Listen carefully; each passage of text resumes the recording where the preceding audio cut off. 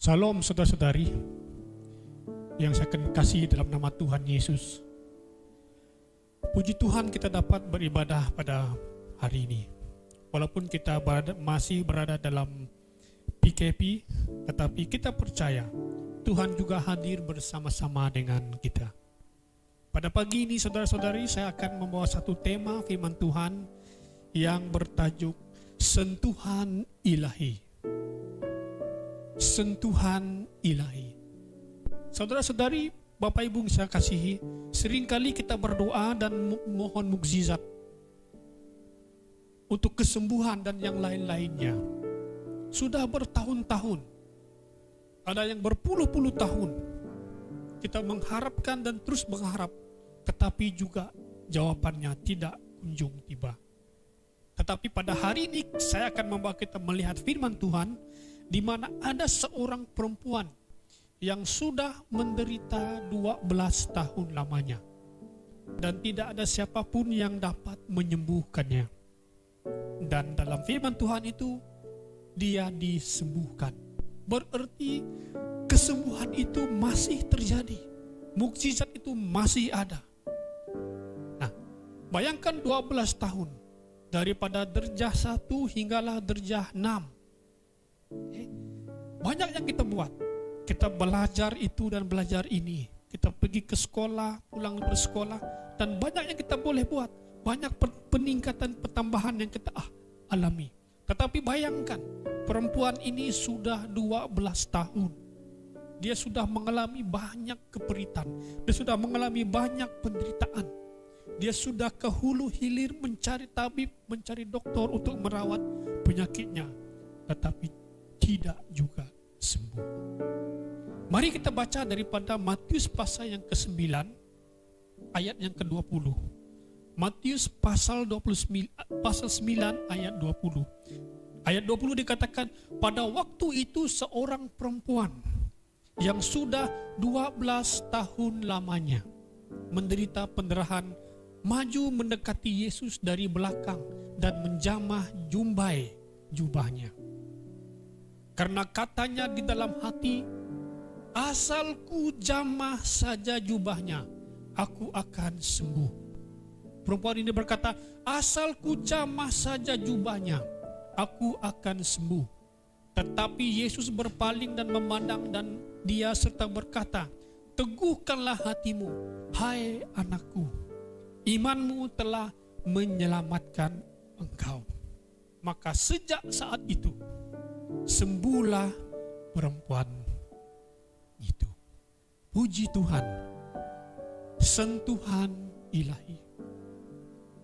Sekali lagi saya katakan, sentuhan ilahi. Ketika perempuan ini menyentuh jubah Yesus, maka sembuhlah penyakitnya yang sudah dideritainya selama 12 tahun. Pada waktu itu juga dia mengalami kesembuhan yang sepenuhnya. Menarik sekali saudara-saudari. Apa yang kita lihat bahwa tindakan perempuan ini yang luar biasa. Dia katakan, asalku jamah saja jubahnya, aku akan sembuh. Terjemahan lain berkata, asalku sentuh jubahnya, tentu aku akan sembuh. Saudara-saudari, jubah yang dimaksudkan perempuan ini adalah rumbai ataupun jubah Yesus. Jadi ia berusaha menjangkau, ia berusaha menyentuh rumbai ataupun jubah Yesus di antara kerumunan ramai orang. Rumbai atau jumbai adalah bucu ataupun hujung jubah yang diikat dengan benang berwarna ungu kebiru-biruan. Rumbai atau jubah dibuat pada keempat hujung kain atau jubah setiap orang Israel sejak ditetapkan oleh Tuhan melalui Nabi Musa. Bilangan pasal 15 ayat 37 dan 38 berkata, Tuhan berfirman kepada Musa, berbicaralah kepada orang Israel dan katakanlah kepada mereka bahwa mereka harus membuat jumbai ataupun rumbai pada puncak baju mereka, turun-temurun Dan dalam jumbai puncak itu harus benang ungu kebiru-biruan. Saudara-saudari, ini adalah rujukan rumbai-rumbai yang ada pada jubah Yesus sudah sedia ada di waktu perjanjian lama. Rumbai ataupun jubah inilah yang dilihat oleh perempuan ini. Dan di dalam hatinya dia berkata, asal ku pegang saja, asal ku sentuh saja rumbai ataupun jumbai itu, maka aku akan sembuh. Wow, puji Tuhan, haleluya. Satu tindakan yang luar biasa. Dia hanya terfokus kepada rumbai. Dia hanya terfokus kepada rumbai yang ada pada jubah Yesus. Nah, demikian kelanjutannya, kita tahu kisahnya, bahwa perempuan tersebut benar-benar sembuh ketika dia menyentuh rumbai yang ada pada jubah Yesus, sesuai dengan imannya. Sekali lagi saya katakan, sentuhan ilahi. Dia menyentuh rumbai ataupun jumbai jubah Tuhan Yesus, maka dia sembuh. Nah, mengapa Tuhan menetapkan supaya umat Israel membuat rumbai itu pada jubah mereka? Okay. Tujuan Tuhan menetapkan bangsa Israel untuk memakai kain ataupun jubah pada keempat hujungnya adalah bertujuan untuk mengingatkan bahwa bangsa Israel akan firman Tuhan. Rumbai itu mengingatkan mereka akan firman Tuhan, akan Taurat Tuhan yang harus dihafal, yang harus dibaca, yang harus direnungkan siang dan malam. Bilangan pasal 15 ayat 39 dikatakan, maka jumbai itu akan mengingatkan kamu apabila kamu melihatnya kepada segala perintah Tuhan. Okay? Rumbai itu mengingatkan kita kepada perintah Tuhan, kepada firman Tuhan. Okay? Sehingga kamu melakukannya dan tidak lagi menurut hatimu atau matamu seperti biasa kamu perbuat dalam ketidaksetiaanmu terhadap Tuhan. Fokus perempuan ini hanya tertumpu kepada rumbai ataupun jubah Tuhan Yesus. Ketika dia memfokuskan pikiran hatinya, kekuatannya kepada rumbai ataupun firman Tuhan itu, sebagai simbol firman Tuhan itu, maka dia mengalami kesembuhan. Haleluya, puji Tuhan. Demikianlah maksudnya, saudara-saudari, ditetapkannya rumbai ataupun jumbai pada jubah bangsa umat Israel. Maka bukan hanya mengingatkan kita akan isi firman Tuhan, tetapi juga mengingatkan kita agar firman Tuhan itu kita taati dan kita jalankan. Bilangan pasal 15 ayat 40 berkata, maksudnya supaya umat Israel mengingat dan melakukan segala perintah Tuhan dan menjadikan kudus bagi Allahmu. Haleluya. Ketika perempuan itu mengingat, memperhatikan, memfokuskan pikirannya, matanya kepada rumbai tersebut, maka dia teringat firman Tuhan, maka dia teringat Taurat itu. Dan firman itu yang boleh menyembuhkan dia. Saudara-saudari, demikian juga dalam kehidupan kita sehari-hari.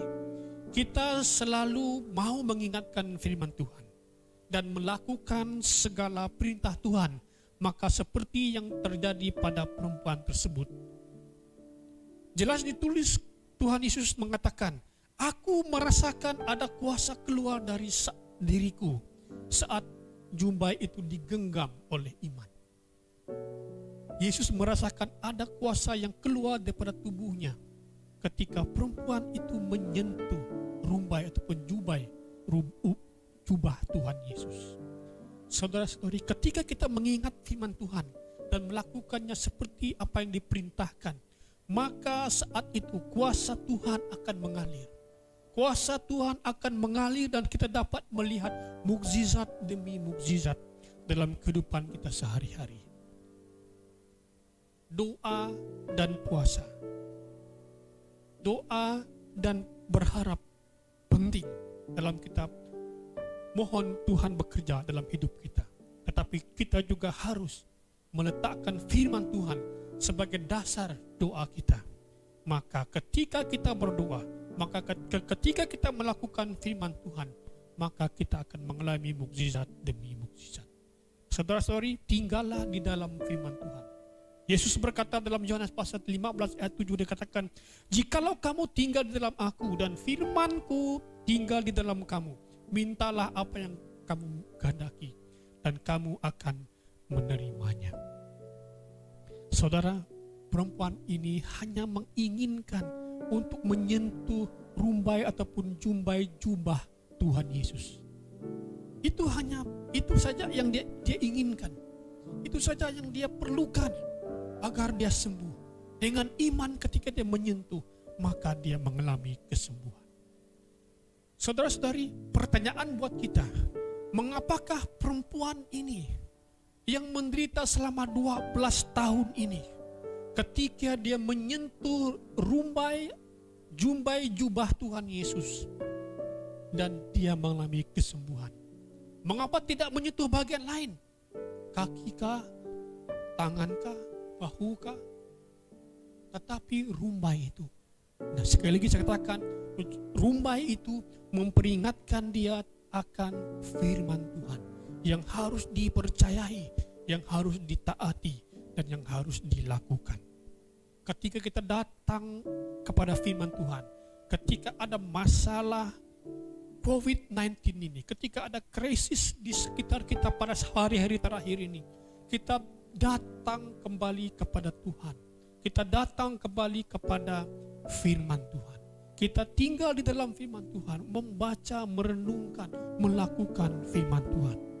Di rumah, ambillah masa bersama dengan istri dan anak-anak, suami dan anak-anak, membaca firman Tuhan bersama-sama. Haleluya, haleluya. Nah, saudara-saudari, ketika perempuan ini menyentuh rumbai ataupun jumbai jubah Tuhan Yesus, maka dia mengalami kesembuhan. Nah, ada 3 perkara yang saya ingin kongsikan kepada kita pada pagi ini. Ketika perempuan ini menyentuh rumbai Tuhan Yesus, nomor 1, ketika dia menyentuh jumbai jubah Tuhan Yesus, sentuhannya itu mengundang kuasa Allah bekerja. Sentuhan perempuan ini pada rumbai itu mengundang kuasa Allah bekerja. Sekali lagi saya katakan, sentuhannya itu mengundang kuasa Allah bekerja.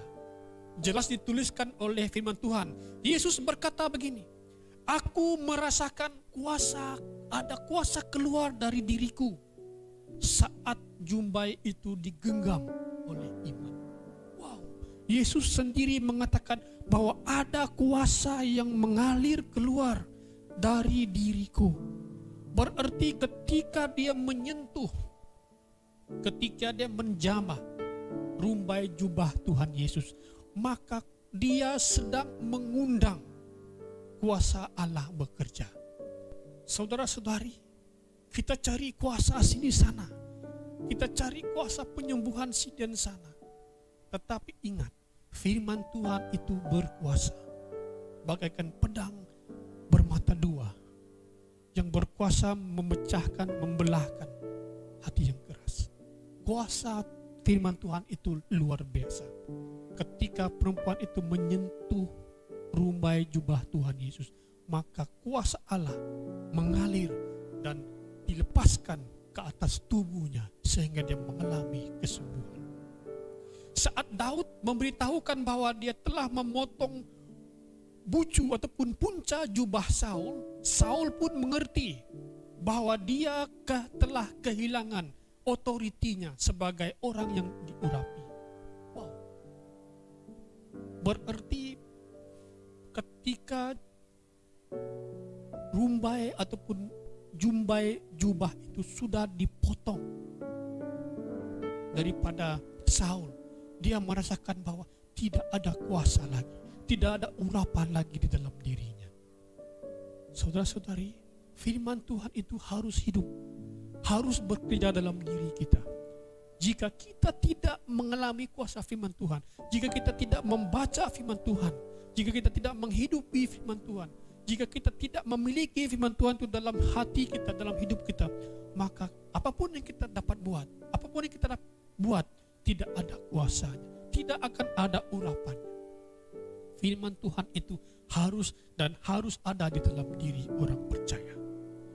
Ketika perempuan itu menyentuh jubah Yesus, rumbai jubah Yesus, maka dia sedang mengundang kuasa Allah.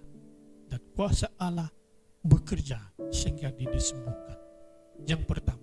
Dan yang kedua, ketika perempuan yang menderita pendarahan selama 12 tahun ini menyentuh rumbai jubah Tuhan Yesus, dia sedang mengalami, dia diberikan pembelaan. Artinya sentuhan itu memberikan pembelaan atau pelindungan ke atas perempuan ini. Selama 12 tahun perempuan ini, kalau kita membaca daripada tradisi orang Israel, orang Yahudi, perempuan ini sudah 12 tahun, bayangkan begitu lama, mengalami diskriminasi oleh masyarakat. Dia dipinggirkan, dia dianggap najis, dia dianggap kotor karena dalam diri dia darah sedang mengalir. Namun ketika dia bertemu dengan Yesus, semuanya itu dipulihkan. Yesus memberikan dia pembelaan. Sentuhan itu memberikan dia pembelaan, dan sentuhan itu memberikan dia perlindungan. Dia disembuhkan, hidupnya tidak sama lagi ketika dia menyentuh rumbai jumbai jubah Tuhan Yesus.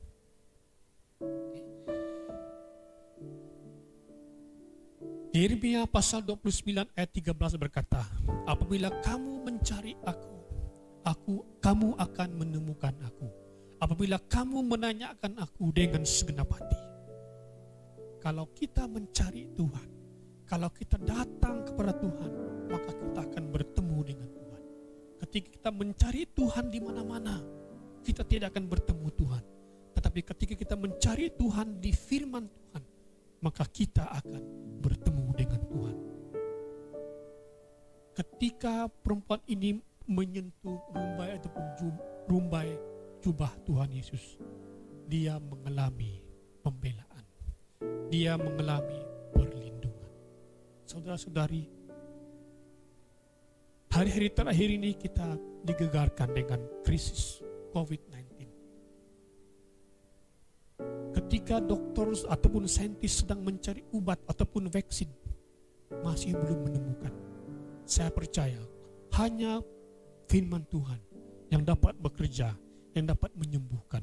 Hanya kuasa Yesus yang dapat menyembuhkan kita. Percayalah dengan iman bahwa Tuhan Yesus dapat menyembuhkan sakit penyakit kita. Yang ketiga dan yang terakhir, ketika perempuan ini menyentuh rumbai ataupun jumbai jubah Tuhan Yesus, sentuhannya itu mendatangkan kesembuhan. Luar biasa. Haleluya, luar biasa. Saat itu juga dia mengalami kesembuhan. Saat itu juga dia mengalami kesembuhan total. Malaiki pasal 4 ayat 2. Dengan kesembuhan pada sayapnya. Perkataan sayap ini sama dengan jumbai ataupun rumbai jubah. Kesembuhan ada pada rumbai. Kesembuhan ada pada firman Tuhan. Firman Tuhan itu ketika kita membaca, merenungkan, ketika kita hidup dalam firman Tuhan itu menyucikan kita. Firman Tuhan itu membebaskan kita. Firman Tuhan itu memerdekakan kita. Oleh itu saudara-saudari, betapa pentingnya firman Tuhan. Orang-orang di Genesaret, ketika mereka mendengar Yesus sedang melewati kota mereka, mereka berlari-lari. Mereka mau menyentuh jubah Tuhan Yesus. Mereka mau menyentuh rumbai jubah Tuhan Yesus.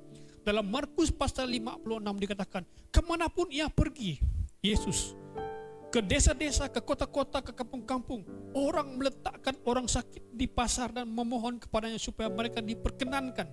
Hanya dengan menjamah jumbai ataupun rumbainya, maka semua orang yang menjamahnya menjadi sembuh. Yesus adalah firman Tuhan. Yesus adalah firman Tuhan. Firman Tuhan itu adalah Yesus sendiri. Ketika kita hidup dalam firman Tuhan, maka kuasa firman Tuhan itu bekerja. Haleluya. Perempuan Tuhan itu ketika dia menyentuh jubah Tuhan Yesus, dia mengalami kesembuhan. Sentuhannya mendatangkan kesembuhan.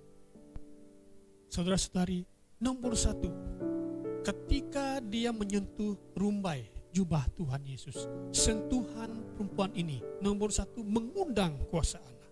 Nomor dua, sentuhannya memberikan pembelaan atas dirinya. Dan nomor tiga, sentuhan itu mendatangkan kesembuhan bagi dirinya. Dan yang terakhir, saudara-saudara, yang keempat, ketika dia menyentuh rumbai jubah Tuhan Yesus, perempuan ini tidak hanya disembuhkan, dia memiliki keselamatan hidup. Dia diselamatkan.